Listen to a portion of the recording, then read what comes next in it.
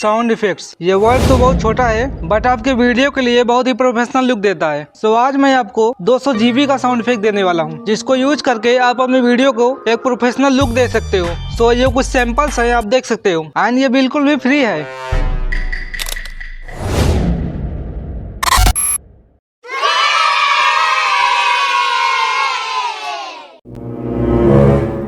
तो आपको sound effect लेने के लिए आपको डिस्क्रिप्शन में चले आना है एंड यहाँ पे लिंक दिया होगा, इस पे क्लिक करना है एंड क्लिक करने के बाद आपको एक वेबसाइट पे रिडायरेक्ट हो जाएगा और आपको पहले मेरे चैनल को सब्सक्राइब करना होगा। देन जो लिंक है वो ग्लो हो जाएगा एंड उससे पहले आप लिंक को क्लिक नहीं कर सकते। सो जल्दी से जाके सब्सक्राइब करके साउंड इफेक्ट ले लो। ओके।